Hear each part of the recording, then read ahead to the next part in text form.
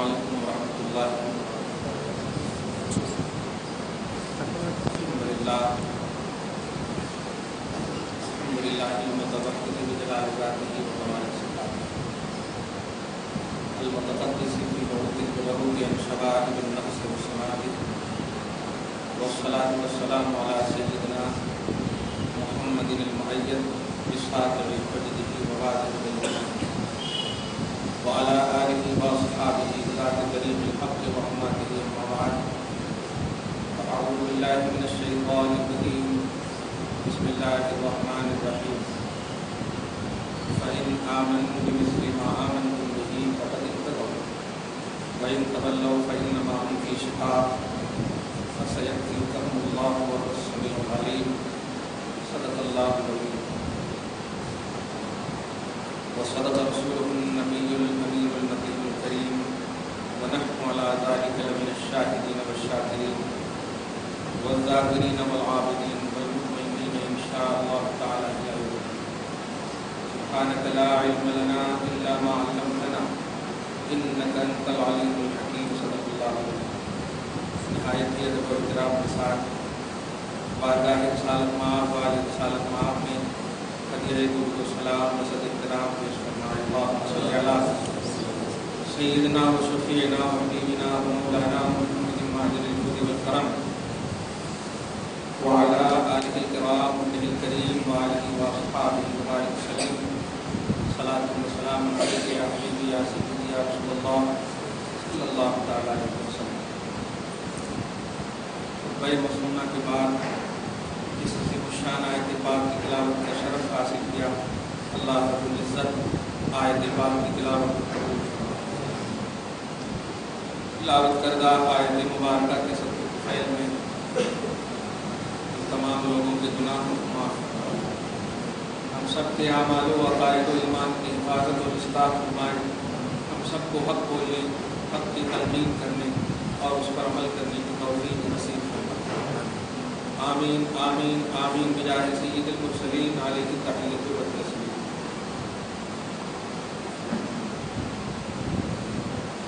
اسلامی کیلنڈر کے حساب سے یہ آخری مہینہ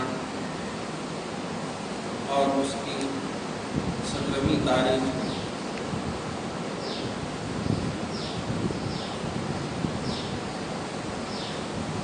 ذی الحجہ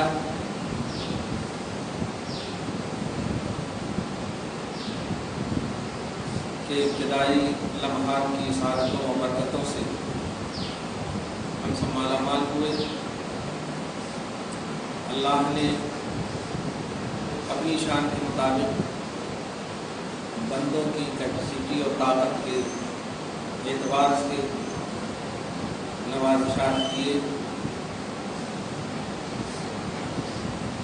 دعا ہے اللہ تعالیٰ ایمان، عقیدے، پھر جسم و جسمانیت کی صحتوں کے ساتھ ایسی سعادتوں سے مالا مال۔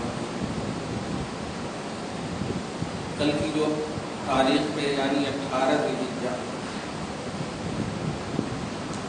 اللہ کے دل القدر نبی صلی اللہ علیہ وسلم کے عظیم الشان صحابی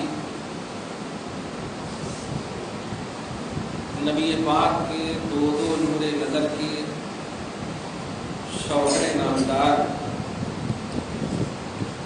حضرت عثمان ابن عفان رضی اللہ تعالیٰ عنہ کی عظیم تاریخ شہادت سے موسوم ہے۔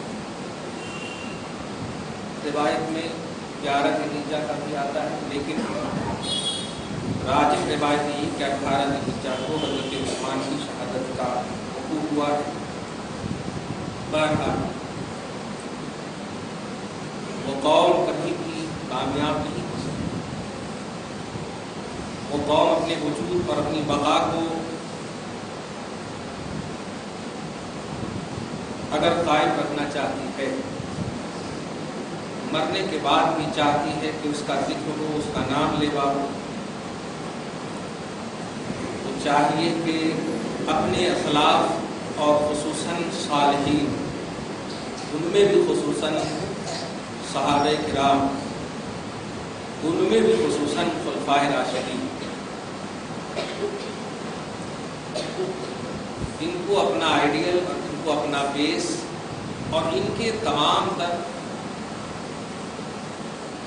زندگی کے نشیب و فراز کو، اونچ نیچ کو، ہر طرح، بلکہ نیچ کیا، ان کی تمام تر پہلوؤں کو اپنی نگاہ میں رکھے اور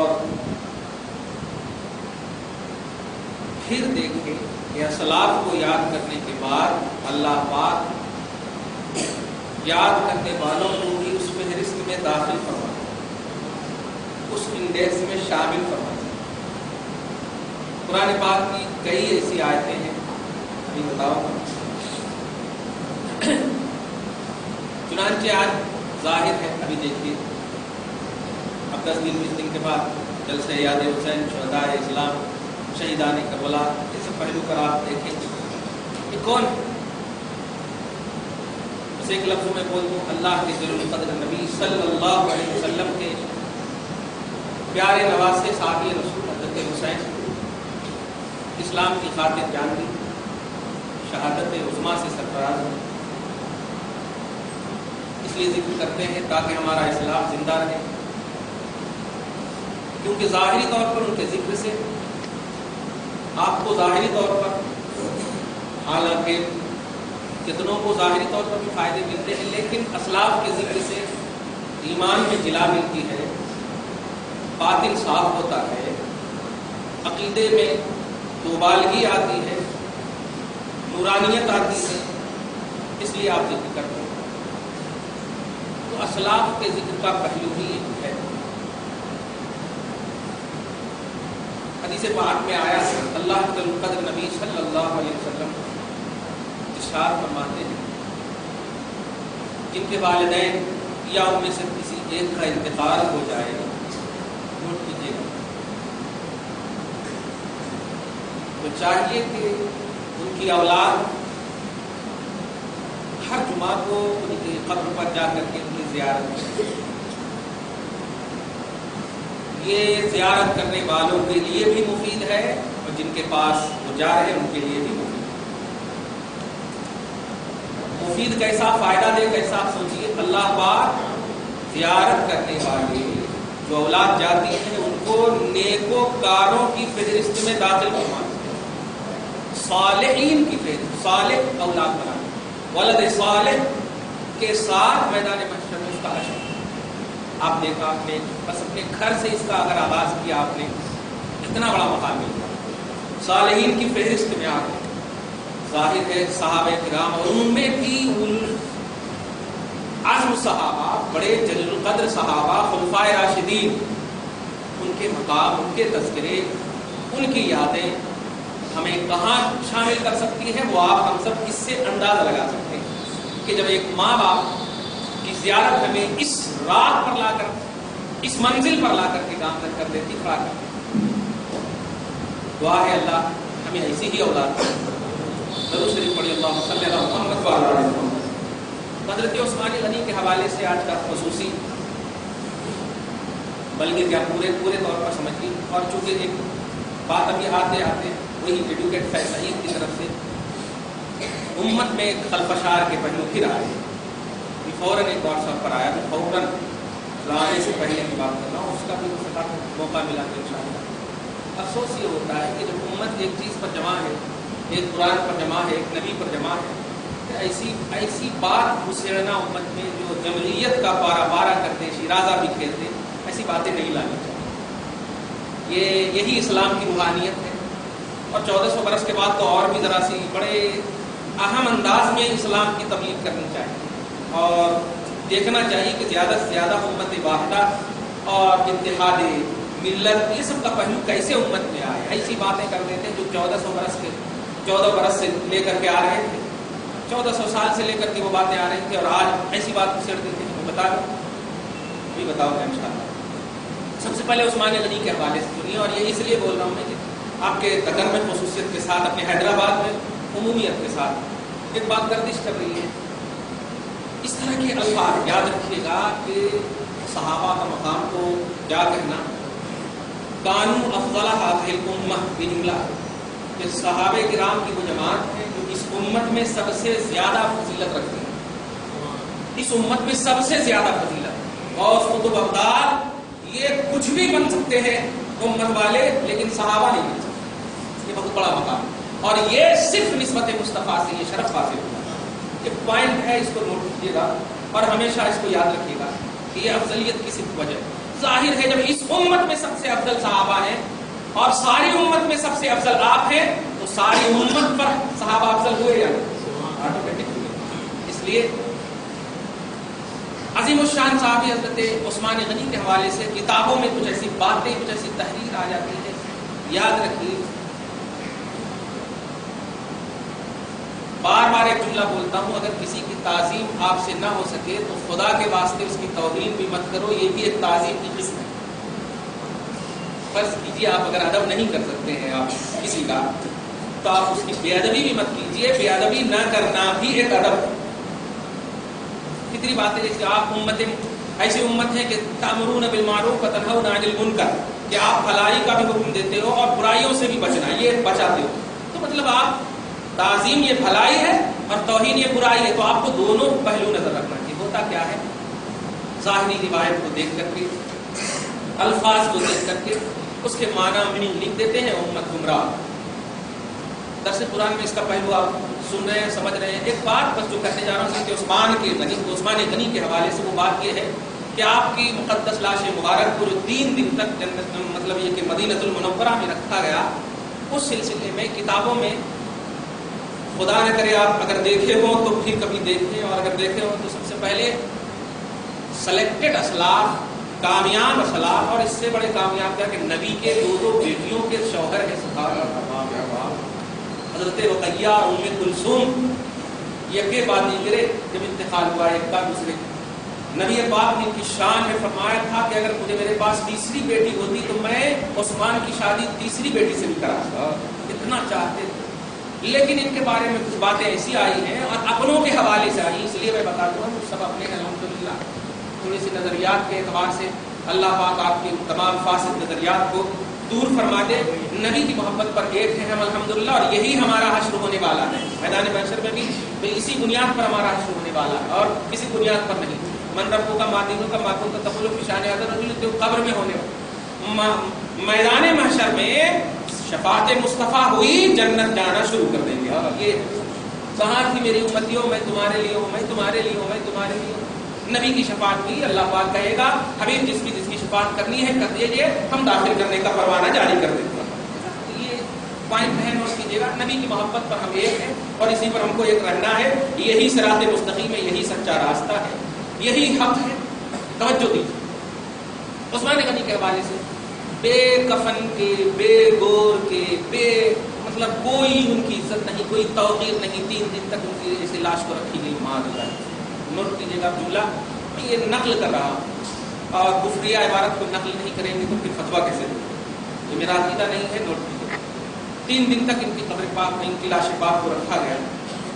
افسوس یہ ہوتا ہے کہ کسی لاش کو رکھا جانا اگر اس کی توہین ہے معاذ اللہ رب العالمین، تو سب سے پہلے محمد رسول اللہ صلی اللہ علیہ وسلم کی بارگاہ میں آئیے. آقا صلی اللہ علیہ وسلم بعد ظاہر مردن جاویدانی حیات سے سرفراز ہونے والے مصطفیٰ صلی اللہ تعالی علیہ وسلم، ان کی مبارک لاش کو بھی 3 دن تک رکھا. پیر، منگل، چہارشنبہ. تو اگر رکھے جانے کی بنیاد پر ان کی توہین ہے تو معاذ اللہ عثمان کی پھر کیوں توہین کر رہے ہو آپ؟ سب سے پہلے نبی پاک کی بارگاہ میں معاذ نہیں. ان کے لاش مبارک کو کیوں رکھا گیا؟ استغفر اللہ معاذ اللہ رب العالمین. اور اس بات کو کسی نے توجہ نہیں دیا، کسی نے دیکھا تک نہیں. تاریخ گواہ ہے، ابن کثیر وغیرہ آپ اٹھا کر دیکھیے. میں بار بار ایک جملہ کہتا ہوں کہ انکمپلیٹ نالج ہو تو اس کو کمپلیٹ کا کپڑا مت پہنائیے اور اسی کو دی اینڈ مت کیجیے. اس کو حاصل کیجیے. ارے ملینوں بلینوں بے حساب حدیثیں ہیں، بے حساب تاریخ اور سیر کی کتابیں ہیں، بے حساب تفسیروں کی کتابیں ہیں، اور آپ 1-2 کتاب پڑھ لیتے ہیں اس کو کہتے ہیں ہاں دیکھو انہوں کہہ رہے ہیں ایسا کہ ایسا ہوا ویسا. استغفر اللہ معاذ اللہ. جب کوئی سلیکٹڈ اللہ کا بندہ ہو جاتا تو اس کے خلاف آپ کو کسی بھی زاویے سے کتاب تو آج وجود میں آئی نا. اللہ پاک هو الاول والآخر، اور اس ذات نے اسے سلیکٹ کیا. کیا ہے. الاول والآخر، اول بھی وہی ہے، آخر بھی وہی ہے. اب یہ بیچ میں آنے والی کتابیں کیا ان کی عظمت کو اجاگر کریں گی؟ اول بھی ذات اللہ ہے، آخر بھی ذات اللہ ہے. اس ذات نے عثمان غنی کی عظمتوں کا اعلان کیا ہے، صحابہ کرام کی عظمتوں کا اعلان کیا ہے. اب جب اللہ اعلان کر دے تو کتابوں کے حوالے سے ان پر یہ انگلیاں کسنا کہ 3 دن تک ان کی لاش کو بے گور کے بے کفن کے رکھا گیا. ہائے ہائے ہائے، ایسا کچھ بھی نہیں کر سکے. اس لیے جب صحابہ نہیں کر سکے تو آج کے ولیاں کیا کر سکتے؟ ایسے الٹی منطق پڑھنے والا استغفر اللہ معاذ اللہ رب العالمین. بڑی تکلیف ہوتی ہے. اگر ٹھیک ہے عثمان غنی کچھ نہیں کر سکے، اولیاء کچھ نہیں کر سکے، اللہ پاک تو اپنے سلیکشن پر یقین رکھتا ہے. سلیکشن پر اللہ پاک نے کیوں نہیں کیا؟ آپ بتائیے. ایک سوال ہوتا ہے اللہ پاک معاذ اللہ رب العالمین کچھ نہیں دیکھ رہا، سب دیکھ رہا. اس لیے کچھ بھی بولنے سے پہلے ایک مرتبہ نہیں، عمومی زبان بول دوں 1000 مرتبہ سوچنا چاہیے کہ یہ ہمارے جملے جا رہے ہیں کہاں. یہ آپ کے پاس لوٹ کر آنے والے نہیں ہیں. یہ کرام کاتبین ضبط کر لے رہے ہیں آپ کے جملے، اور یہی سب جملے میدان محشر میں کھلیں گے. کیا کہا تھا آپ نے، کیوں کہا تھا آپ نے، کیسا کہا تھا آپ نے. اس لیے عثمان غنی کے حوالے سے کھل کر بول دوں، کسی بھی کتاب میں، چاہے وہ میری کتاب ہو یا میرے استاذوں کی کتاب ہو، میں اپنے اوپر لے کر اس لیے بول رہا ہوں تاکہ آپ اعتماد میں رہیں، یا ہمارے اسلاف کی کسی بھی کتاب کے حوالے سے کوئی بھی شخص لائے، اسلاف صالحین میں سے کوئی بھی شخص لائے، تو سب سے پہلے اس کو یہ کہنا کہ یہ ہو ہی نہیں سکتا. نوٹ کیجیے، یہ ہو ہی نہیں سکتا کہ اس طرح کے جملے جو کسی کی توہین، سلیکٹڈ امتی کی توہین، صالح امتی کی توہین پر دلالت کرے، یہ ان کی طرف کتاب منسوب تو کی جا سکتی ہے، وہ ہو ہی نہیں سکتی ان کی کتاب. سب سے پہلا آپ کا ایمان یہ ہونا چاہیے، کیونکہ ایمان ماننے کا نام ہے، ڈسکس کا نام نہیں. تو جب ماننے کا نام ہے تو آپ نے مان لیا الحمدللہ. جب مان لیا ہے تو آپ پھر ماننے میں ڈسکس کیوں کرنا. تو آپ کا ماننا یہ طے ہے کہ صحابہ کرام اللہ کے مقدس، مرضی، پسندیدہ، سلیکٹڈ، منتخب، اللہ کے چوائس کیے ہوئے بندے ہیں. یہ ایمانیات ہے. اور یہ ایمانیات میں اب اگر کسی صحابی کو کوئی کھول کر کے لا کر کے یہ بتائے دیکھو عثمان کا حال کیا ہو رہا ہے، عثمان صحابی ہے اور صحابی کا مرتبہ بڑا ہے، غوث قطب ابدال کیا کر سکتے جب انہوں اپنا کچھ نہیں کر سکے معاذ اللہ. سب سے پہلے کہنا یہ جملہ جو تم بول رہے ہو یہ غلط جملہ ہے، ایمانیات کے خلاف. علم و عمل کی دنیا میں اس کو ہم لا سکتے ہیں، ایمانیات کے خلاف ہے. اور صحابہ کی عظمت ایمان ہے. نوٹ کیجیے گا، اعتراف عظمت صحابہ یہ ایمانیات میں داخل ہے، کیونکہ یہ قرآن سے ثابت ہے اور قرآن پر ایمان لانا ضروری ہے. توجہ دیجیے آپ نے الحمدللہ. جب یہ سمجھ گئے ہیں تو اب آپ کوئی واٹس ایپ وغیرہ پر بھیجیے گا مت، اور اپنے مفتیوں کو، علماء کو پریشان بھی مت کیجیے گا. جو علم آ جائے تو اس پر عمل کرنا. یار آپ تم ایسا کرے. افسوس یہ ہوتا ہے کہ ہزاروں کافراں، ہزاروں بت پرست ہمارے سامنے موجود ہیں. قبر سے کھود کر کے کافروں کو نکالنے والی بڑی جماعت یہاں ہے. ان کے بارے میں آپ کی کیا رائے ہے؟ ہزاروں بت پرست یہاں موجود ہے. ان کی بت پرستی کو دور کرنے، ان کے شرک کے خاتمہ کے لیے کچھ سوچو نا یار. ان کے لیے کچھ سوچو نا جو زندے ہیں. مردوں کو اگر وہی کھودنا ہے تو جناب قابل سے کھودو نا. جناب قابل سے آدم کے پہلے بیٹے وہاں سے کھودو نا.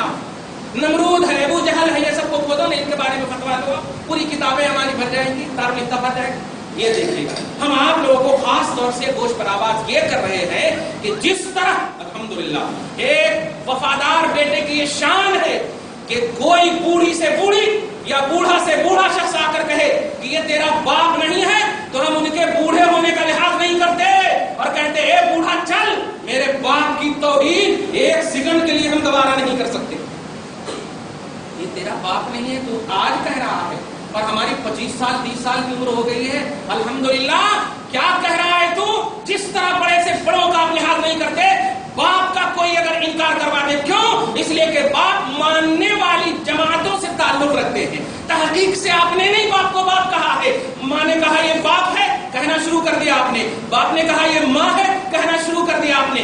بے تحقیق کے باپ ماں کو ہم الحمدللہ مان لیے ہیں. پیارے اسی طرح ماننے کا پہلو ہونا چاہیے. آپ نے نبی کو اور صحابہ کرام کی عظمتوں کا اعتراف کوئی تحقیق، کوئی صرف اللہ کی عطا کردہ ایمان سے آپ نے ماننے کی دنیا میں ان کو قبول کیا ہے. بس اسی اعتبار سے آپ کو رہنا. مزید اس ایمان پر زیادتی، عظمتوں میں بڑھاوا اور اضافہ کے لیے آپ پڑھیے. الحمدللہ کوئی آپ کو رکاوٹ نہیں. لیکن توہین نہ کیجیے خدا کے واسطے. توہین نہ سنیے, توہین نہ کیجیے, نہ توہین کروائیے کسی سے. یہی ہے عثمان غنی کے حوالے سے ان کی عظمتوں کا صحیح اعتراف. اب جب یہ بات سمجھ میں آ گئی ہے آپ کو, تو اب اگر کوئی کہ ارے آپ کے مولانا ایسا کہنا, ان کے مولانا ایسا کہنا, سب سے پہلی مطلب نہیں, وہ ہمارے مولانا وہی نہیں سکتے جو توہین کرے, اور جو توہین کرے وہ ہمارے مولانا نہیں. ایک دم صاف, ایک دم کھل کر کے بولو.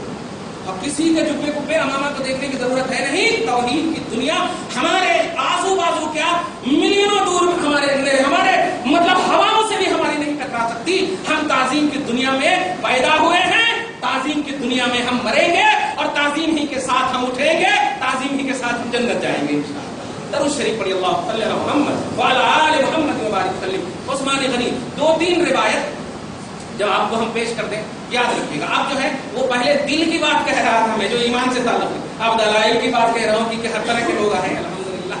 تو اب دلائل کی بات سنیے. کتاب الفضائل صحیح بخاری, ماشاءاللہ الحمدللہ کھڑک جاتے ہوں گے اپنوں کے لیے اور غیروں کے. کتاب الفضائل صحیح بخاری, باب و فضائل عثمان بن عفان رضی اللہ تعالیٰ عنہ.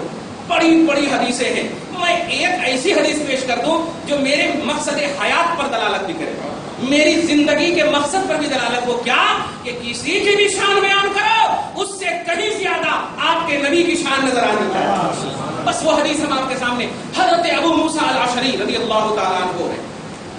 مدینہ المنورہ کی مقدس وادی ہے. حائطم من المدینہ, مدینہ کے کسی گھر میں حضرت ابو موسیٰ الاشعری کہتے ہیں کہ ہم مدینہ کے کسی گھر میں موجود تھے.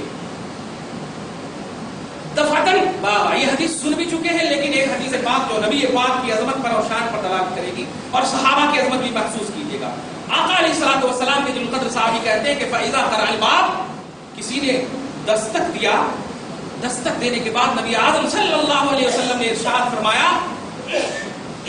اے ابو موسیٰ جاؤ دروازہ کھول دو اور جنت کی بشارت دیتے ہوئے ہاتھ پکڑ کر لے آؤ. سبحان اللہ. یہ صحیح بخاری کی حدیث ہے, نوٹ کیجیے, غلط بخاری کی حدیث نہیں. جنت کی بشارت دیتے ہوئے چلے آؤ. جاتے ہیں. آج کل کا اگر کوئی ارے انہوں کیسے لکھ دیا, ایسا کیسے ہو سکتا, انہوں کو اللہ کیا, انہوں رسول کیا, انہوں یہ کیا, انہوں یہ کہا طرح سے کوئی مفتی صاحب یا کسی بزرگ سے تعریف لیتے ہیں نا, ارے یہ شرک کر رہے ہو, ایسا کر رہے ہو, ایسا کر رہے ہو. استغفر اللہ. جنت کا خالق اللہ ہے, جنت کا مالک اللہ ہے, لیکن ملے گی کہاں, اسی اللہ نے کہا محمد رسول اللہ ہے. نبی اعظم صلی اللہ علیہ وسلم ارشاد فرماتے جاؤ دروازہ کھول دینا. ہم لوگ تو یہ کہیں گے بھائی دروازے پہ کون ہے بیٹا, بس اتنا بولیں گے. نہیں, یہ تو نہیں کہیں گے جا کے جنت کا دروازہ, جنت کی بشارت بھی دے دینا. نہیں نہیں نہیں نہیں, توجہ دیجیے. ہاں اگر فون پہ بات ہو گئی وہ بھی تو کچھ کہہ سکتے ہیں, لیکن وہاں تو ریڈیائی سسٹم بھی کچھ بھی نہیں ہے. سارے محسوسات مصطفیٰ صلی اللہ علیہ وسلم کے آزو بازو میں ڈھونڈنے والے ہیں. توجہ دیجیے گا, آقا فرماتے جیسے فرمائے کوئی ڈسکس نہیں کر رہے ہیں, جاتے ہیں دروازہ کھولتے ہیں, فَإِذَنْ ابو بکر, دیکھتے کیا ہے, سیدنا ابو بکر صدیق ہیں. حضرت ابو بکر صدیق کا ہاتھ پکڑ کر کہتے ہیں کہ آپ کو مبارک ہو, رسول اللہ نے جنت کی خوشخبری دی ہے. سبحان اللہ. تو یہ نہیں کہتے ہیں ارے انہوں کیسے دے دیتے تھے, ان کو کیا ہے جی, مرنے والے ہیں, انہیں مجبور ہیں, لاچار ہیں, معاذ اللہ. نہیں, ماننا کسے کہتے ہیں, سنو صحابی سے یار. مسکراتے ہوئے کہتے ہیں شکریہ, مسکراتے ہوئے کہتے ہیں الحمدللہ, ٹھیک ہے ٹھیک ہے. نبی پاک صلی اللہ علیہ وسلم کے پاس ہاتھ پکڑ کر لے جا کر کے رائٹ ہینڈ بٹھا دیتے, نبی پاک کے رائٹ ہینڈ میں بٹھا دیتے. ایسے ہی باتیں چل رہی ہیں, وعظ و نصیحت کی محفلیں جمع ہوئی ہیں, الحمدللہ رب العالمین. پھر کسی نے دستک دیا, دستک دینے کے بعد پھر رسول اعظم نے کہا جاؤ اور انہیں بھی جنت کی بشارت دیتے ہوئے لے آؤ. سبحان اللہ. جاتے ہیں, جانے کے بعد دیکھتے کیا ہے, دروازہ کھولتے ہیں, آقا علیہ الصلوۃ والسلام کا کی بشارت والا جملہ سناتے ہیں, بشروا بالجنہ, جنت کی تمہیں بشارت ہو, نبی نے کہا ہے. نبی نے کہا ہے. دیکھتے ہیں تو عمر فاروق نظر آ رہے ہیں. سبحان اللہ. ہم کچھ نہیں کہیں گے, آپ ہمیشہ ہمارے اشاروں پر کو سمجھتے ہیں. الحمدللہ. دیوار کے پیچھے نبی کو علم نہیں ہے, کتاب میں ہے. میں ابھی کہہ چکا ہوں, والأول والآخر, اللہ ہی اول ہے, اللہ ہی آخر ہے. بیچ والی کتابیں آپ کے ایمان اور عقیدے میں زلزلہ نہیں لا سکتی, ایمان میں اضافہ تو کر سکتی ہے. اگر اضافہ کر رہی ہے تو ایکسپٹڈ ہے, نہیں تو ریجیکٹڈ ہے. ساری کتابوں کو آگ لگا دو جو عظمتوں کے اعتبار سے میں ان کی توہین کر رہی ہوں پیارے. اس لیے سنو, اللہ اول, اللہ آخر, رسول اعظم صلی اللہ علیہ وسلم کی عظمتوں کا اعلان کیا ہے. اس لیے ماننے والی دنیا میں بسنے والوں, ایمان والوں, سنو, تھا تو عمر فاروق نظر آئے، جنت کی بشارت دیا، ہاتھ پکڑ کر کے لیفٹ ہینڈ میں بٹھا دیا. سبحان. بس تیسری مرتبہ بھی وقت دیا اور 3 ہی ہے. تیسری مرتبہ بھی دستک دیا دروازے پہ کسی نے. اچھا کمال یہ ہے کہ اچھا دروازہ بند بار بار کیوں کیا جا رہا ہے؟ جب سب لوگ مرد ہی موجود ہیں، نوٹ کیجئے گا، تو دروازہ بند کیوں ہے؟ واہ واہ واہ. میرے آقا پاسٹ پریزنٹ فیوچر سب جان چکے. علم غیب کی سیریز آپ دیکھ چکے، یوٹیوب پر دیکھ رہے. پاسٹ پریزنٹ فیوچر تینوں کو جانتے ہیں نا. وہ جانتے تھے کہ زمانہ ایسا آنے والا ہے جو کہے گا میری امت میں سے ایک فرد ہوگا جو کہے گا مصطفیٰ کو دیوار کے پیچھے کا علم نہیں، اس لیے بند کر دو تاکہ پیچھے کا پہلو میں یہیں پر سے بتا دوں. اگر دروازہ کھلا رہتا تو دیوار کے پیچھے کا پہلو نہیں آ سکتا. اس لیے یہ اردو میں کہیں گے، میں عربی نبی کہہ دیتا ہوں پہلے کی. سبحان اللہ. بخاری شریف کی حدیث پاک میں صراحتاً مصطفیٰ نے کہہ دیا ہے، سنو میں پیچھے ویسے ہی دیکھتا ہوں جیسے آگے دیکھتا ہوں. پیچھے ویسے ہی دیکھتا ہوں. میرا آگے پیچھے میری آنکھوں کے اعتبار سے نہیں، اللہ کی عطا کے اعتبار سے ہوا کرتا ہے. اور اللہ کی عطا میں کوئی لمٹ نہیں ہے، وہ چاہے جب جہاں جس طرح چاہے وہ دکھا دے. اس لیے اس میں ڈسکس نہیں کرنا چاہیے. چنانچہ تیسری مرتبہ جب دستک دیا تو اب جو ہے جنت کی بشارت صرف نہیں، نبی اعظم صلی اللہ علیہ وسلم اپنی شان نبوت کے حساب سے آنکھیں اشکبار کر کے کہتے ہیں، ابو موسیٰ جاؤ. جانے کے بعد دروازہ کھول دینا اور جنت کی بشارت دیتے ہوئے ایک مصیبت کی بھی بشارت دے دینا. ایک مصیبت کی بھی عربی کا جملہ ہے، بشرہ بالجنہ وعلی بلوہ تصبہ. اس کا معنی ہے کہ جنت کی بشارت بھی دے دینا اور ایک بلا، ایک آزمائش کی بھی بشارت دے دینا. تصبہ کہ تمہیں یہ آنے والی ہے. جاتے ہیں یہ تینوں جملہ لیتے ہوئے دیکھتے ہیں تو حضرت عثمان ابن عفان کے عثمان ابن عفان ہے. بس ہو گئی، بخاری شریف کی پوری حدیث ہو گئی. اب اس کی تھوڑی سی توضیح 2-3 منٹ میں کر دو. نبی اعظم صلی اللہ علیہ وسلم ہے، ابھی بالکل زمانہ نبوت ظاہر ہے. نوٹ کیجئے گا، ہم 2 سال 3 سال کی بات لے لیتے ہیں، یہ جس وقت فرما رہے ہیں 2 سال 3 سال، یا چلو ابھی ظاہر ہے اتنا تو کہہ سکتے ہیں. ابھی خلافت کا زمانہ نہیں آیا. نبی پاک صلی اللہ علیہ وسلم 1 سال 2 سال بھی اگر لے لیں، مدینے کی بات 1 سال لے لیتے، چلے کم سے کم 1 سال لے لیں. اس کے بعد سیدنا ابوبکر صدیق کی خلافت کا زمانہ آیا 2 سال. صدیق اکبر کی خلافت کا زمانہ 2 سال. اس کے بعد عمر فاروق کی خلافت کا زمانہ 12 سال. عمر فاروق 10 سال. توجہ دیجیے گا، عمر فاروق 10 سال. پھر عثمان غنی کی خلافت کا زمانہ 12 سال. کل 24 سال ہو گئے. 24 سال ہو گئے. حضرت علی کی خلافت کا زمانہ 6 سال. 30 سال. نبی فرماتے ہیں خلافت علی منہاج النبوۃ 30. نبوت کے طریقے پر خلافت 30 سال تک رہے گی. سبحان اللہ. 30 سال تک رہے گی. اگر محبت سے خدا کی قسم اور ایمان کی دنیا میں اگر سنیں آپ، ایمان کی دنیا میں، یہ 20 پاس کی دنیا میں سنو گے تو پھر چلا جاؤ، بیکار ہو جائے گا. یہ کوئی میری مداحنت نہیں ہے، خدا کی قسم یہ ایمان ہے. نہیں یقین ہے تو لکھ لو، خدا کی قسم لکھ لو، اللہ کو گواہ بنا کر کے لکھ لو کہ اگر غلط یہ تاثر دیا جا رہا ہے میدان محشر میں پکڑ لینا دامن.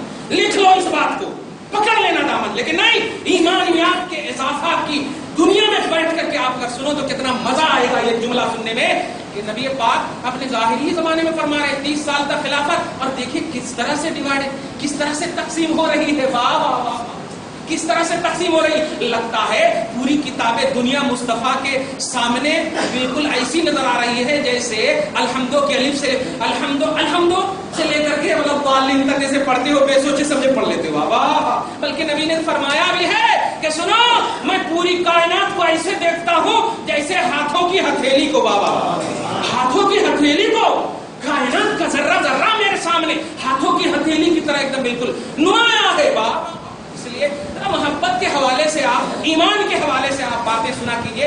اور یہ آخری کے جو کلپ ہے توجہ دیجیے گا.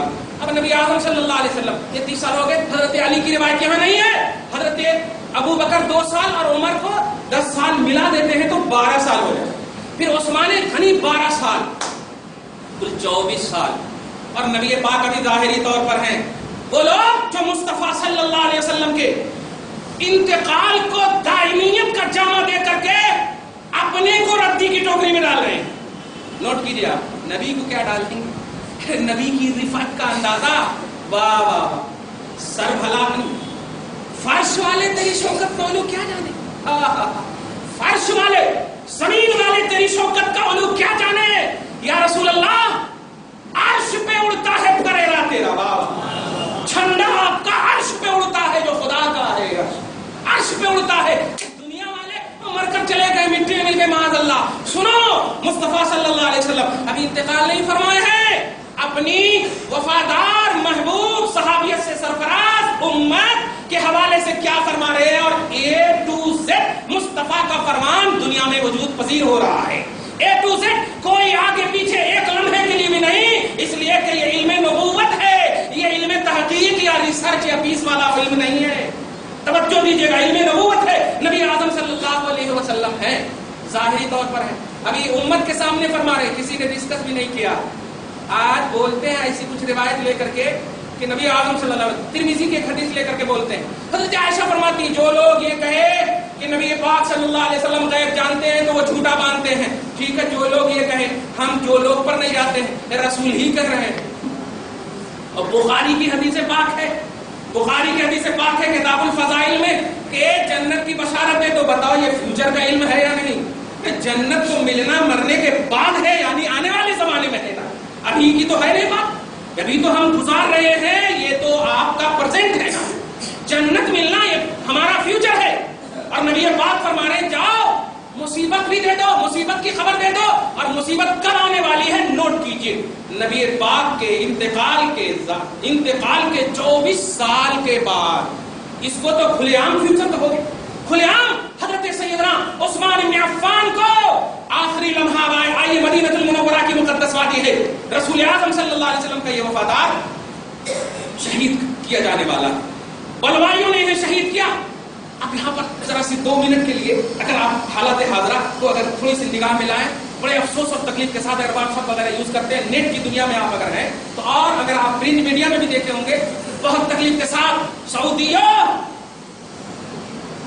عرب کے ٹرسٹیوں، مکہ پر ناز کرنے والوں، ہم بھی عرب سے پیار کرتے ہیں، یاد کرنا، ابو بکر عربی ہیں، عمر عربی ہیں، سارے صحابہ الحمدللہ میجارٹی اور کثرت کے اعتبار سے عربی ہیں، نوٹ کیجئے گا، اور انہی کی عظمتوں کے حوالے سے بول رہا ہو۔ عثمان غنی کی لاش بات کو کی بے حرمتی کا جو تصور آج دیا گیا ہے اور کتابوں میں تو دیا جا رہا ہے، آج ہمارے مینا حادثہ میں، نوٹ کیجئے گا، مینا حادثہ میں یا خاص طور سے جو جماعت مارتے وقت کے حادثہ میں مرنے والے شہدائے حقیقت، نوٹ کیجئے گا، شہدائے اسلام، مہمانان خدا کے ساتھ جو بے حرمتی کی ہے ان سعودی گورنمنٹ نے، ان کے ورکروں نے کچرے اور کوڑے دان کی طرح ان کے لاشوں کو اٹھا اٹھا کر کے پھینکے گئے ہیں، آج بھی ہمارے فیس بک پر ہمارے پاس وہ سیف ہے، موجود ہے، پوری دنیا ڈنکا بجا رہی ہے، ہم ڈنکا نہیں بجاتے ہیں، لاشوں کی بے حرمتی کی ابتدا اسی سعودیت سے ہوئی ہے، اسی عرب سے ہوئی ہے، اس لیے آج بھی ہمارے وہ حضرات جو خصوصیت کے ساتھ ہندوستان